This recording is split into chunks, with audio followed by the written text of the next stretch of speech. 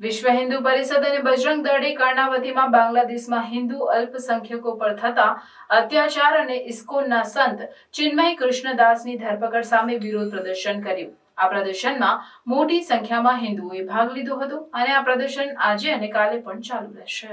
આ પ્રદર્શન દરમિયાન વીએચપી અને બજરંગ દળના નેતાઓએ બાંગ્લાદેશમાં હિન્દુઓ પર થતા અત્યાચાર અને ચિન્મય કૃષ્ણદાસની ધરપકડને લઈને પોતાની નારાજગી વ્યક્ત કરી ચિન્મય કૃષ્ણદાસની ઢાકા એરપોર્ટ પર 25 નવેમ્બરે ધરપકડ કરવામાં આવી હતી, જેનાથી હિન્દુ સમુદાયમાં ભારે રોષ ફેલાયો છે।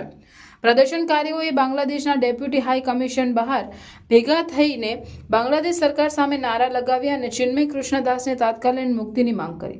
વીએચપી અને બજરંગ દળના નેતાઓએ બાંગ્લાદેશમાં હિન્દુઓની સુરક્ષા માટે કડક પગલાં લેવા અને હિન્દુઓ પર થતા અત્યાચારને રોકવા માટે આંતરરાષ્ટ્રીય સ્તરે દબાણ લાવવાની માંગ કરી। આ પ્રદર્શન દરમિયાન હિન્દુ સમુદાયના લોકોએ બાંગ્લાદેશમાં હિન્દુઓ પર થતા અત્યાચાર અને તેમના ધર્મસ્થાનો પર થતા હુમલાઓને લઈને પોતાની ચિંતા વ્યક્ત કરી। પ્રદર્શનકારીઓએ બાંગ્લાદેશ સરકારને આ અત્યાચારને રોકવા અને હિન્દુઓને સુરક્ષા આપવાની માંગ કરી।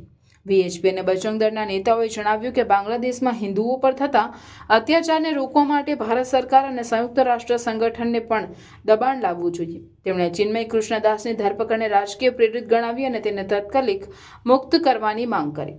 આ પ્રદર્શન દ્વારા હિન્દુ સમુદાયે બાંગ્લાદેશમાં હિન્દુઓ પર થતા અત્યાચાર સામે પોતાની એકતા અને સંઘર્ષની ભાવના દર્શાવી।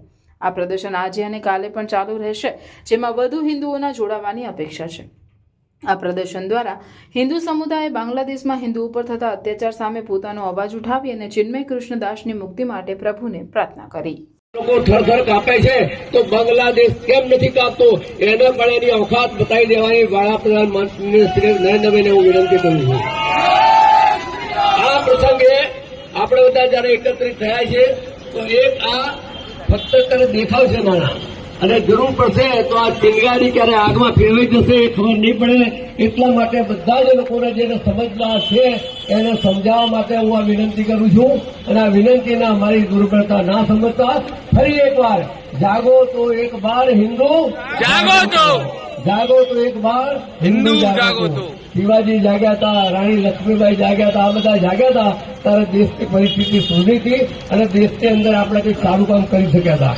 આપણે પણ અત્યારે બધાએ જાગી અને આજે આ દેખાવના માધ્યમથી બધી જ સત્તાઓને જે તે લાગે વળગે છે બધાને અમે જાણ કરીએ છીએ કે જલ્દી અમારા સંતોને મુક્ત કરો અને ભવિષ્યમાં આવી હિંમત કોઈ ના કરે એના માટે પણ અમે ચેતવણી આપીએ છીએ।